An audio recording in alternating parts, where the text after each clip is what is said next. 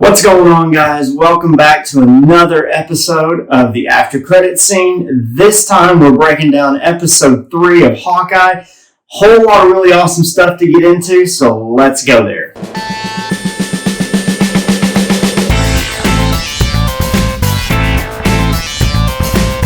Right off the bat in this episode, we got a whole lot of backstory about our Echo character.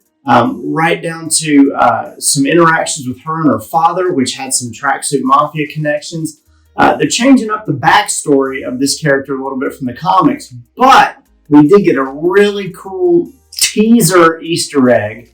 I wouldn't necessarily call it a full cameo, but it's I think right now, until some big twist later on, it's probably the closest we're going to get to who her uncle is. Right after the karate scene, in the opening there, you see that she's going to be picked up by her uncle, and her uncle is a very large white man in a very nice suit. Now, the suit is black and not the signature white of Kingpin from the comics, but I think moving forward, that's where we're going.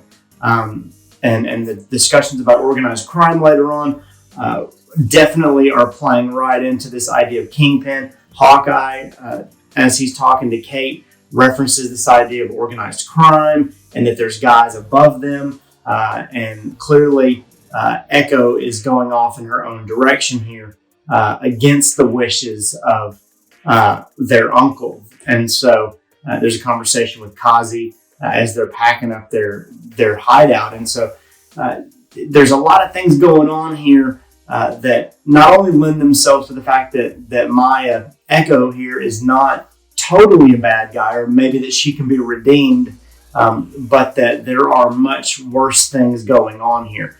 I thought the fight scenes, getting back to timeline-wise here, after our backstory with Maya, I thought the fight scenes were really great. Didn't get a ton of fight scenes, but obviously the breakout from the Tracksuit Mafia guys leading into the car chase was a really epic sequence. The episode definitely was shorter. 40 minutes included the credits and all those kind of things, and so the episode maybe ran 32 minutes, which was a little disappointing. But I think obviously because of that, we got into the action a lot quicker. They progressed the story a lot faster, which is going to happen again next week.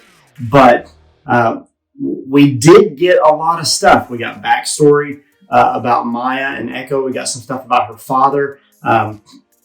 You see how her father dies, and she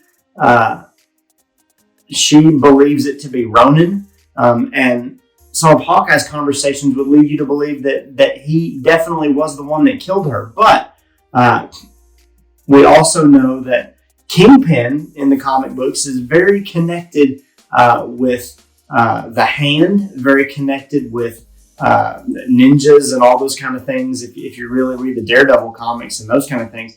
And so what looks like Ronin to us could actually be something else far more sinister, and we're just made to believe that it was him. Maybe he did, maybe he didn't kill her father, but she believes it to be so, and if it is, it would certainly fit with Clint's backstory as well, especially in between Infinity War and Endgame. And so these little tidbits that they're giving you in here that could be setting us up for a twist somewhere down the road, or it could just be straight out storytelling. It remains to be seen. Either way, I think it's a really good story. But we got all that backstory. You kind of saw how she was trained. You got some karate, some taekwondo, some reference to Brazilian jiu-jitsu. There was a Brazilian flag in the gym where she's boxing early on in the story. And so you get to see that she is strong. There was even a Shang-Chi Easter egg in there.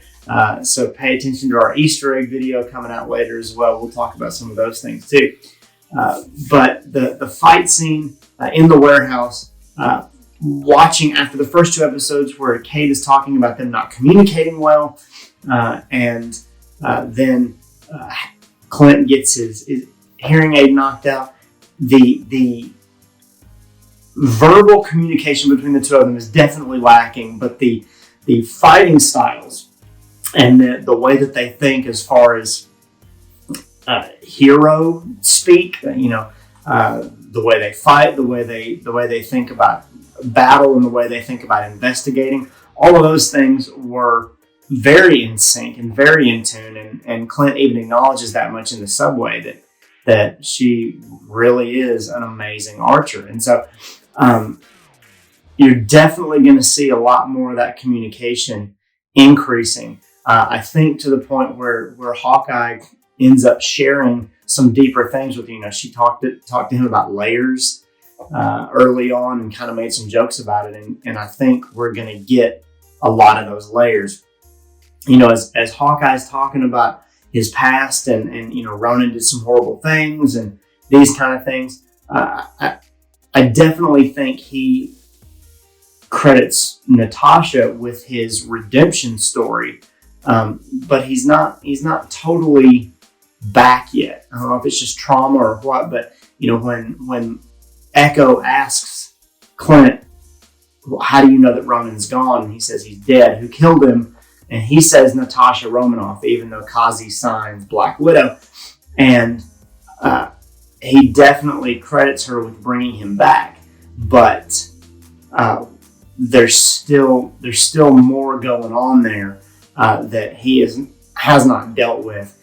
And at first I thought redemption story, and it definitely is going to be a redemption story. And it may be the same kind of thing for Echo as well as for Kate. Taking charge and independence over her own life story. But with the Christmas metaphors, I couldn't help but wonder if there's going to be some kind of, they wouldn't call a Christmas story movie a redemption story. There'd be a Christmas miracle moment. Something where everything kind of aligns and then everything works out like it's supposed to. And so if they're keeping with some of the Christmas metaphors, there may be some kind of Christmas miracle type thing. It's a Wonderful Life is a wonderful Christmas movie. And there are some Christmas miracle elements in that, but also this idea of living a different life. Seeing what life would be like without you and all these different things. You could definitely see those kind of layers at play as well. And so it'd definitely be worth an interesting watch back through the first couple of episodes to see if any of those kind of movie metaphors are in there as well. But after the fight scenes, you get some of that dialogue back in there as well, where the two of them are talking about, well, what do we do? How do we move forward? And Clint's starting to open up, and they decide to go back to Kate's mother's house and break in to try to get some information from Bishop Security. A lot of names on that computer. I'm sure there's some Easter eggs there. We'll dive into those later too. But the episode ends, again, rather abruptly. Clint's already suspect, like we were led to be, over the swords all over the house. And he is met with the end of his own sword before the episode goes dark by Jack Duquesne, who bought or stole the Ronin sword from the auction in episode 1. And so there are a lot of things coming. I think that interaction in episode 4 is going to be a really big deal, which is why they stopped right there. And there's a whole lot more coming. But like I said in my prediction video, we've pretty well exhausted all of our trailer footage. So everything moving forward is going to be new stuff, and there's really not any kind of hints unless Disney drops some preview trailers for episode 4 and 5 moving forward. And usually mid-season, which would be after episode 4, they will drop another trailer previewing what's to come for the back half of the season. And so they very well may do that right before Christmas to kind of get people paying attention to it. And I wouldn't be surprised after some of the numbers that came out during Thanksgiving, which are not really a big deal since it was Thanksgiving. People are traveling. But I would say look out for that trailer where we might get a little better idea of what's coming down the pipe. But we've seen everything in the trailers already played out in the episodes, with the exception of a few little shots. And so we'll just have to wait and see what comes up here. But they stopped that episode abruptly right there at that fight scene. what I assume is coming is a fight scene between Clint and Jack. So we'll just have to see. A couple little high notes from this episode. The drawing that Kate makes in the restaurant as they're talking about branding is a comic accurate Hawkeye costume. I thought that was really funny. And we actually, the one other shot that we see from the trailers is a fight that happens in a hockey rink, apparently. And you see Hawkeye in a more purple costume. And they get a chance to kind of poke on that idea too. And he says, if I ever put something like that on, my wife would kill me, or she'd divorce me. And then the end of the fight scene, the end of the car scene that ends on the bridge, right before they swing into the subway tunnel, where Clint tells Kate to aim high, and she shoots high, and Hawkeye's arrow hits her arrow. If you didn't pick up on it, because it did happen rather quickly, go back and watch it. That arrow is Pimtech. It is enlargement Pimtech, and that arrow, as Clint hits it, grows bigger, and this giant arrow takes out that truck. And so the little throwback to maybe a relationship there that Clint has with either Hank Pym or at least Scott Lang was reminiscent of Civil War. And so just some of those different things and those elements that they got to bring in, especially with little stuff like the arrows, I thought was really cool, which is what makes these shows great, because they can tell more of a story and tell you things and get into ideas that they don't have time to get into in the movies. So you get to find out a little more about Hawkeye. How does he make his arrows? I think we're going to find out some of that.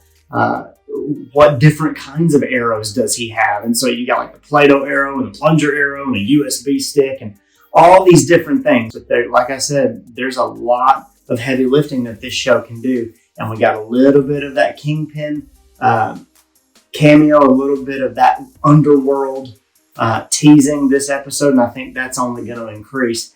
And if it's not in episode 4, I think episode 5 and 6 are going to be chock full of just some really awesome twists and setups and cameos. And so I'm really excited to see where they go with it.